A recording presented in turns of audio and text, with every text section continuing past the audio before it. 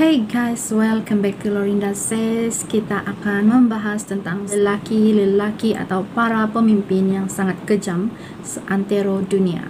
Kita mulakan dengan yang keempat, yaitu Salot Sar. Salot Sar ini merupakan seorang pemimpin di Kambodia, seorang pemimpin untuk parti yang sangat-sangat brutal ataupun rejim yang sangat ganas. Saya rasa kita semua sangat-sangat familiar dengan nama Khmer Rouge ataupun Khmer Merah, dan pastinya kamu akan tertanya-tanya, kenapa Salot Sar bukan Pol Pot? Sebenarnya Salot Sar merupakan nama asli daripada Pol Pot itu sendiri. Pol Pot mempunyai nama sebenar, yaitu nama sebenarnya ialah Salot Sar. So, Salot Sar ini lahir pada 19 Mei di tahun 1925 di sebuah daerah yang dipanggil Prex Bov di Kambodia. Pol Pot pernah berkawin dengan dua wanita. Namun dengan wanita yang pertama beliau tidak mempunyai anak, dan sehinggalah dengan wanita yang kedua bernama Mia Son dan juga Pol Pot mempunyai satu anak perempuan yang bernama Sar Pachata. Atas kesalahan jenayah besar yang telah dilakukan oleh Pol Pot dan rejim Khmer Rouge, Pol Pot telah ditahan penjara seumur hidup. Namun akhirnya pada tahun 1998 atas sebab usia yang sudah tua, Pol Pot pun meninggal di rumahnya sendiri ketika sedang menjalani hukuman penjara di rumah sendiri. Jadi maksudnya penjara di rumah sendiri ini macam yang si Suci kena itu, bayang tidak boleh keluar di rumah saja. Jadi sekejam apakah lelaki ini? Mesti ada juga yang tertanya-tanya kan. Mari kita bercerita tentang kekejaman Khmer Rouge. Khmer Rouge ini merupakan sebuah parti yang sangat kejam yang mana pernah berkuasa di Kamboja ataupun Cambodia selama 3 tahun 8 bulan dan 20 hari, lebih tepat lagi pada tahun 1975 sehingga 1979. Apakah kejahatan yang telah dibuat oleh Khmer Rouge? Khmer Rouge pada hari mereka mulai menguasai Kambodia selepas memenangi pilihan raya ketika itu ialah mereka mengerahkan semua rakyat yang tinggal di bandar untuk berpindah ke luar kota. Jadi semua kena tinggal di pinggir, di kawasan kampung, kawasan pedalaman. Hal itu terjadi karena Pol Pot mengatakan bahwa kemajuan merupakan pengaruh buruk untuk rakyat Kambodia dan itu akan merusak bangsa mereka. So, itulah puncanya Pol Pot dan Khmer Rouge mengambil keputusan untuk memaksa semua orang berpindah ke pinggir kota. Lebih tepat lagi ke kawasan kampung-kampung. Selain daripada itu, Pol Pot dan Khmer Rouge juga telah bertindak membunuh semua ilmuwan, agamawan, dan juga orang-orang yang bijak seperti peguam, doktor, cikgu, semua orang yang kuat dalam agama Kristian, agama Hindu, agama Islam, semuanya dihukum bunuh dengan kejam. Kenapa Pol Pot melakukan sedemikian? Kerana Pol Pot ingin mengurangkan risiko pemberontakan di kalangan rakyat melalui pengaruh-pengaruh orang-orang yang pintar dan bijaksana ini. So, dia pun menghapuskan semua orang-orang yang bijak dan tinggallah rakyat-rakyat biasa menjadi tahanan Pol Pot dan Khmer Rouge. Apabila Pol Pot menahan rakyat ini, Khmer Rouge ini menahan rakyat mereka sendiri. Mereka perlu memberi makan. Sayangnya mereka tidak dapat memberikan makan yang cukup untuk orang-orang yang mereka tahan, dan ramai yang mati kerana kebuluran dan juga mati kerana disiksa di penjara di tempat tawanan tersebut. Berbagai cerita yang sedih, berbagai cerita yang menyayat hati, hasil daripada perkongsian saksi yang masih hidup, yang mana hanya tinggal beberapa orang yang masih tersisa hidup selepas hampir 2 juta orang yang meninggal kerana kejadian tersebut.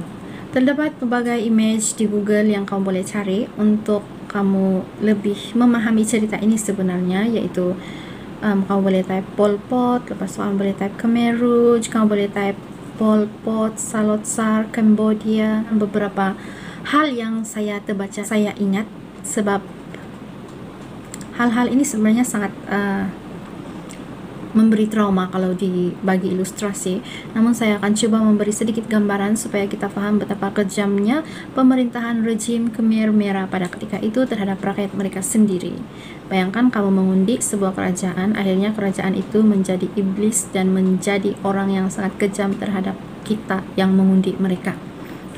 Itu ibarat kita ditipu hidup-hidup oleh orang-orang yang kita percaya untuk menjaga kita, akhirnya mereka yang merosakkan kita. So, harapkan pagar makan padi.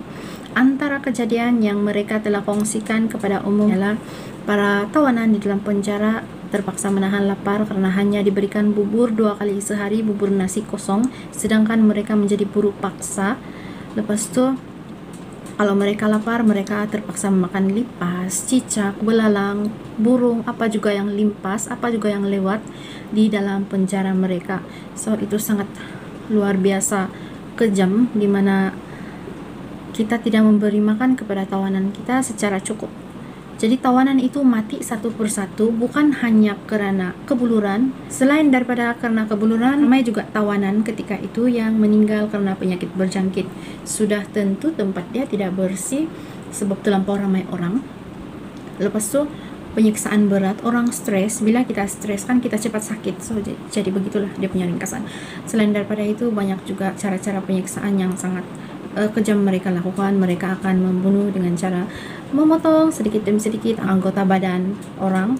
Lepas itu mereka meletakkan wayar elektrik di telinga para banduan yang mereka ingin seksa. Lepas itu ada juga kejadian mereka mencabut satu persatu kuku orang dengan pelayar besi. Kemudian ada juga yang diceritakan bahwa setiap ibu yang hamil itu sekiranya mereka hendak bersalin akan dipaksakan keluar baby tersebut. Kalau tidak dipaksa keluar, dipotong terus dan diambil baby itu dan dibaling ke dinding sehingga meninggal. Dan menurut saya itu antara siksaan yang paling luar biasa sadis, yang paling tidak berperi kemanusiaan, dan itu dilakukan di hadapan semua. Bayangkan kalau seorang wanita tengah hamil, dibelah perut dia hidup-hidup, kemudian baby diambil secara paksa, dihempas ke dinding, dan ibu itu turut dibunuh. Saya pun tidak tahu sebenarnya kenapa dorang mau buat pembunuhan beramai-ramai macam ini. Dorang mau rakyat jadi apa ini sebenarnya? Bila pikir balik kan, dorang sebenarnya mau jadi kerajaan untuk memimpin sebuah rakyat, tapi sekarang ini dorang membunuh hampir 2 juta orang. Jadi saya speechless betapa kejam orang-orang seperti ini. Apa yang dorang pikir ketika buat benda ini? Tidak pandai kesian kah? Tidak pandai rasa macam tiada empati sama sekali kah apa?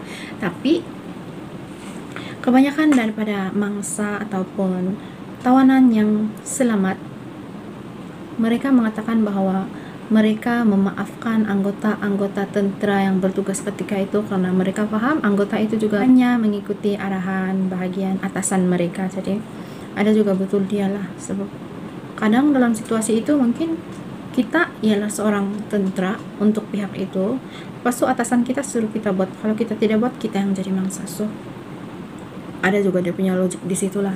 Cuma bagi saya kejahatan seperti itu tidak sepatutnya jadi, lebih lagi kepada orang yang telah mengundi kita, menjadikan kita sebagai kerajaan di ketika itu. Jadi itu seperti pengkhianatan yang sangat besar bagi saya. Saya tidak tahulah pendapat orang lain. Yang paling menyakitkan hati juga ialah orang-orang dilarang beribadah. Setiap yang beribadah akan dihukum bunuh. Jadi kamu boleh bayangkan apa saja kesilapan sehingga hampir 2 juta orang yang meninggal hanya dalam masa 3 tahun 8 bulan 20 hari pemerintahan rejim Khmer Rouge ini. Mesti kamu tertanya-tanya kan, macam mana seorang Pol Pot menjadi sekejam itu, macam mana dia boleh tega membuat begitu kepada rakyat sendiri. So, biasanya psikopat ataupun orang-orang jahat ataupun jenayah ini, mereka lahir dari keluarga yang berantakan, lahir dari keluarga yang rosak, yang tidak mempunyai kasih sayang sama sekali, yang miskin, yang tidak mampu untuk menyekolahkan, tidak sama sekali terhadap Pol Pot, karena Pol Pot atau Salot Sar ini merupakan orang yang lahir di keluarga yang berkemampuan, karena keluarga Pol Pot mempunyai banyak tanah. Jadi Pol Pot ini bukanlah orang yang susah ataupun orang yang dari keluarga yang rosak, tidak. Cuma dia menjadi sekejam itu karena ideologi politik yang tidak betul. Dia menjadi seorang yang sangat ketagih dengan politik, ketagih dengan kuasa, dan itulah yang terjadi. mengakibatkan kematian 1,7 hingga 2 juta rakyat sendiri. Itu adalah sangat-sangat luar biasa kejam. Saya tidak tahu bahu diorang mau angkat itu rasa bersalah itu macam mana. Kita dengar pun kita rasa macam wow, macam mana kau boleh masih bertahan hidup, kau tidak bunuh diri walaupun begitu banyak yang kau kasih mati kan. Oke lah guys, itu saja untuk part 1 pemimpin paling kejam di dunia. Jadi ini ialah lelaki yang keempat, kita ada 3 lagi, lelaki yang ketiga, kedua dan pertama. Nantikan di video yang seterusnya pemimpin lelaki yang paling kejam di dunia. Thank you guys for watching, you guys are awesome, stay safe dan semangat selalu, bye.